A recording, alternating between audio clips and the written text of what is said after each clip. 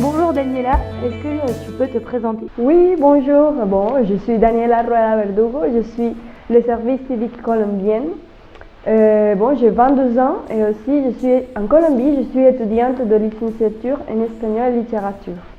Je m'appelle Léa, j'ai 24 ans et avant de faire mon service civique, j'étais en Master 2 à l'Institut des hautes études sur l'Amérique latine, qui est une école à Paris, avec Paris-Sorbonne. Et voilà, je viens du sud-ouest de la France. Alors, ma mission en service civique, du coup, elle s'est déroulée à Zapatoca en Colombie. Mon rôle, en fait, c'était d'être le relais entre les équipes françaises et les équipes colombiennes sur le projet. Un peu un peu comme si j'étais chargée de faire tomber toutes les barrières, qu'elles soient culturelles ou linguistiques entre les deux équipes. Et après, voilà, j'ai participé à l'identification de sentiers de randonnée, à voir comment on allait baliser tout ça en Colombie, parce que c'est différent qu'en France.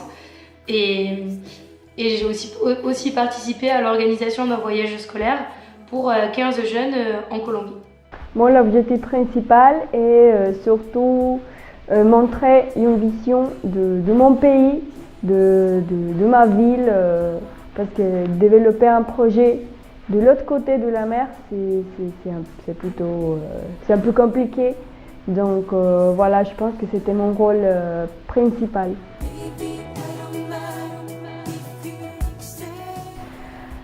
Le plus important pour moi, c'était réussir à comprendre le français et aussi d'avoir l'attention des élèves pendant la session de collège de Crolles et collège de Touvet. C'était super important pour moi. Ouais. Je pense que mes réussites, ça a été vraiment de m'adapter et de comprendre comment fonctionnait l'administration municipale à Zapatoca. Parce que finalement, j'avais un rôle entre tout le monde, c'est-à-dire entre Tetractis, une autre ONG qui est l'école de la paix, avec la mairie de Crolles et la mairie de Zapatoca, et aussi quelques opérateurs touristiques avec lesquels on travaillait sur divers points, comme l'aménagement de la grotte de Zapatoca, ou encore les sentiers de randonnée. Après, honnêtement, quand on a fait le voyage, quand les jeunes Français sont venus en Colombie, là ça a été vraiment je pense que tous ceux qui ont participé à l'élaboration du voyage et tous ceux qui étaient présents pendant le voyage des jeunes, on a vraiment été fiers parce que tout s'est vraiment très très bien passé. Les jeunes Français ont pu développer des liens vraiment très forts et soudés avec les jeunes Colombiens. Oui, la difficulté, c'était réussir à comprendre le français. C'était pas facile parce que c'était la première fois que j'écoutais le français en France. Ouais, disons qu'il y avait deux choses. Il y avait la manière dont le projet se déroulait, tout s'est très bien passé, mais c'est vrai qu'il y avait des moments où c'était pas très très facile, notamment après où il y a eu l'abandon du coordinateur local, où moi je me suis retrouvée toute seule, alors que c'était la période estivale en France, donc il n'y avait pas grand monde qui était présent pour m'appuyer. Et d'un autre côté, il y avait aussi le côté un peu personnel, où j'étais dans une famille d'accueil la maison dans laquelle j'étais n'était pas vraiment super, où j'avais pas de wifi, pas d'eau chaude, il n'y avait pas de télé non plus, il y avait pas grand chose. Donc ça fait partie des points qui ont été un peu difficiles, mais je pense que j'ai réussi à m'en sortir parce que je suis arrivée à un point où je me suis dit pas plus. Mais ça fait partie des aspects pas faciles, mais qui font partie de la mission et en aucun cas je regrette être allée là-bas et j'ai jamais eu envie de rentrer, donc voilà, je pense que c'était assez positif.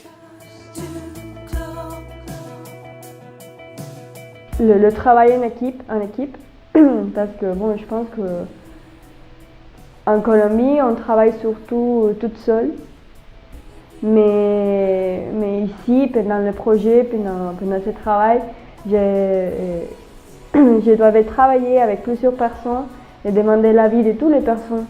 Et la capacité que j'ai eue à m'adapter et à analyser un peu comment fonctionnait chaque acteur pour comprendre comment moi je devais faire et comment chacun devait faire avec les autres. Prendre l'avis des autres personnes pour changer mon avis aussi. Être capable de travailler dans des milieux multiculturels avec des cultures différentes, des manières de travailler qui ne sont pas les mêmes, des langues qui ne sont pas les mêmes et savoir interpréter et analyser. Tout ça, voilà, ça a été des compétences que j'ai pu beaucoup développer durant cette mission.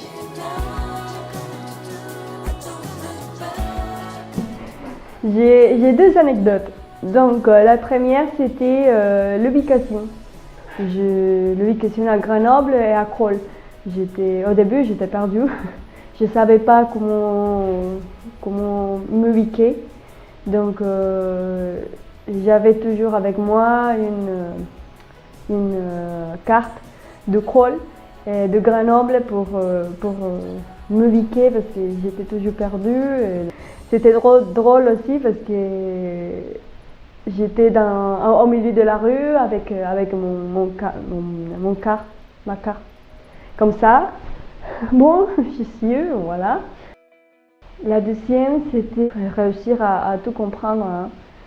Il y avait un moment que tout le monde à mon côté commence à parler et je ne comprenais rien. Donc il y avait des élèves, par exemple, des élèves qui commençaient à me faire blagues. Et j'ai rien compris et tout le monde rigolotait. Tout le monde rigolotait et moi, je ne comprenais pas. Alors des anecdotes, oui, il y en a pas mal.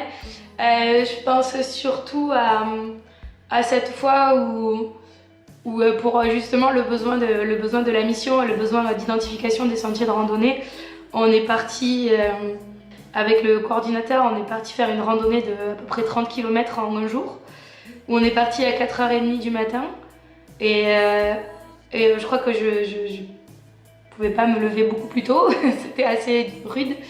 Et on a marché jusqu'à 18h30, donc c'était vraiment une grosse journée de marche. Et en fait, on s'est retrouvés sans eau à un moment où on était au point le plus bas et il nous restait à remonter plus de 1000 mètres de dénivelé. Et on s'est retrouvés sans eau et là je me suis dit un peu qu'est-ce que je fais ici, pourquoi j'ai accepté cette mission, je vais mourir au milieu du désert assoiffée. Et voilà, après on en a ri beaucoup, mais c'est vrai que sur le moment j'ai cru que j'allais m'allonger par terre et ne jamais bouger.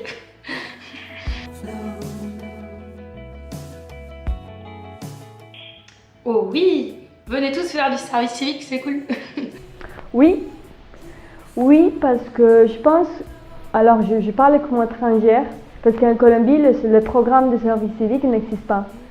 Donc c'est l'opportunité de découvrir une nouvelle culture, une nouvelle manière de vivre. Non, je pense que c'est un bon moyen de s'engager, un bon moyen de défendre des causes qui nous plaisent et qui peuvent nous tenir à cœur.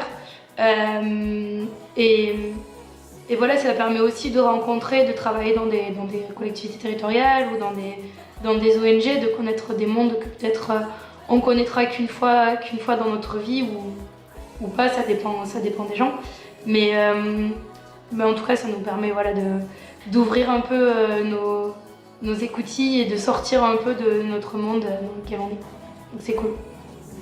Surtout pour les Colombiennes, de découvrir une deuxième manière de vivre, une deuxième manière de travailler, une deuxième manière de découvrir une culture, une langue.